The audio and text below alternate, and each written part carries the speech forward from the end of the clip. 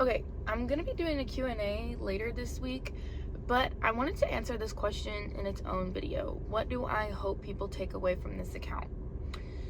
So I started taking it seriously about a year ago. I met my friend Isabel. She was already posting a lot. We were going to the gym together in the mornings, and I was like, wow, if my friend who is, wired similar to me can do this, so can I. This is something that I've always wanted to do. I have clips of me as a kid vlogging.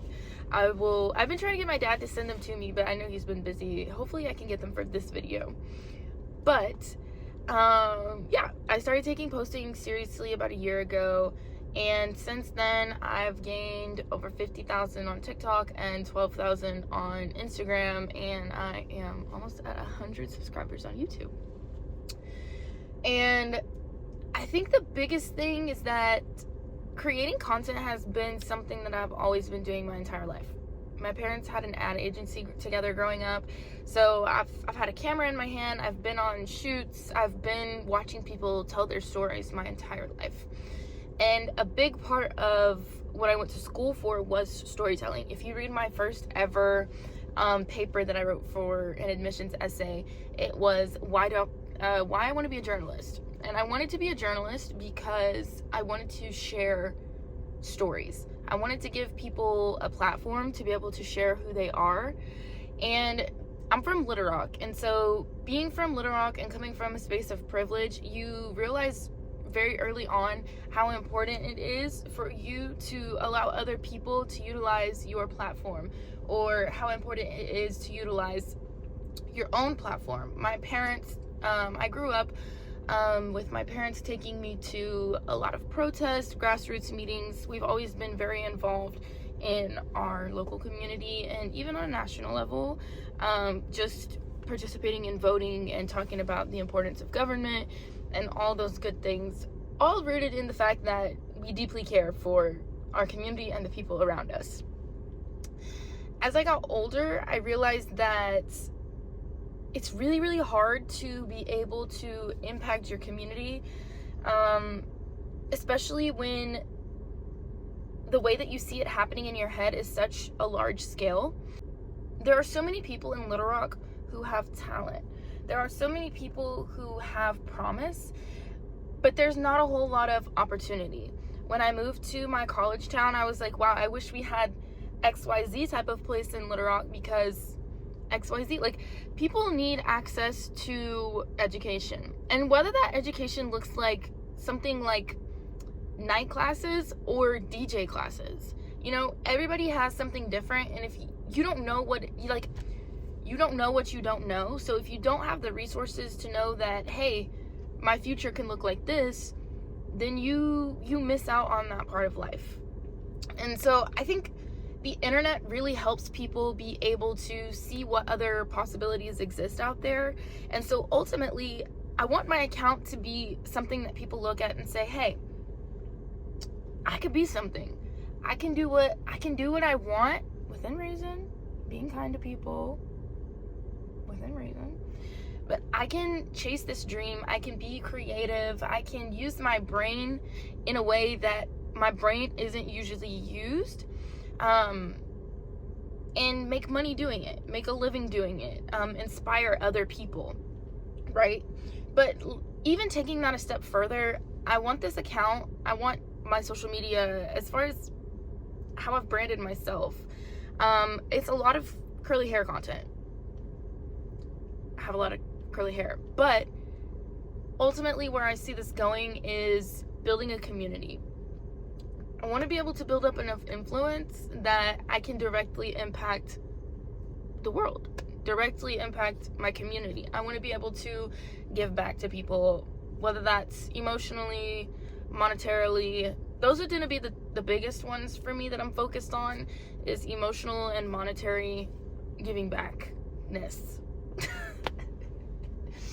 I want people to, I feel that the society we live in does not support very emotional people.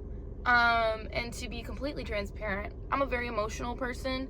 I've had to work very, very hard to be taken seriously, and be able to balance logic and emotion, but I am emotionally brained. I know that doesn't really make sense, but I'm more emotional leaning. I'm very empathetic. I can pick up on people's feelings. If my friend is crying, then that makes me want to cry. Like, if something bad happens to my friend, I can feel what that feels like. I feel like the physical feelings of how it feels in your body emotionally. I can feel that. And I think that that's been something that makes it easier for me to be able to read people. But I have been in a lot of situations where that makes people uncomfortable.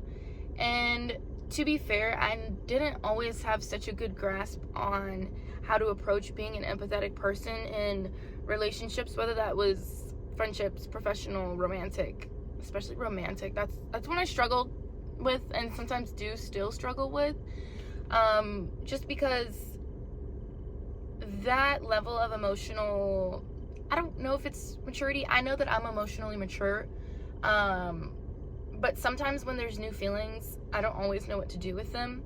And so there have been instances in the past where it came off more anxious, and just even thinking about it now is embarrassing for me, because I definitely could have handled my emotions better.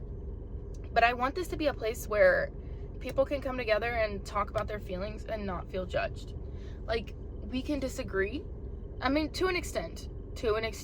There are certain things that I do not agree with and will not budge on, but to an extent, emotional people need to know that there is a safe space for them to be emotional and talk about their feelings, but also be held to a standard that we're not just throwing our emotions out into the world. We're not just throwing our feelings onto people because we don't know what to do with them. We are talking about them and being logical about how we present them to people. We're being logical about how we think about them in our heads and with other people. And so I would like this account to serve as a hub for that as well. And then the monetary. I love working. I've had relationships where people offered to pay for everything. And as kind as that is, I grew up in a very pro-woman household. I come from a very pro-woman family. And I've always just been taught that if there's anything that I want to do, that I have to be obsessed with it. And that, I don't know, I just grew up with hardworking people that got their things, that achieved their things on their own, whether they were a man or a woman, whether they had a husband or a wife or whatever. The family members that I look up most to worked hard to get what they have, and it's theirs. Ultimately, I think that that is a legacy, and so maybe there's an ego thing within me that is like, I don't know, maybe I need to achieve this to prove something to myself, right? My brain, I always tell people, like, my brain doesn't work like that. My brain works differently, and so that is one of the reasons that I do tend to be a little bit more closed off, because I know that it's not for everybody. But it's almost like if I could make money being kind, being empathetic, prioritizing my community, doing all of the good for people, if I could make money doing that, it would be like a big F you to everybody who told me that I was too emotional or that I couldn't make a change. And so maybe it is a little bit of an ego thing. I also feel like I have something to prove to myself, that you can be emotional, you can be empathetic, but you can balance that with logic, and you can make something of yourself. You can do anything. Like, the way that my brain works is, if you can think it, you can do it. Now, how you do it and how long it takes to get there, that's up to you. But if you can think it in your head, it can happen.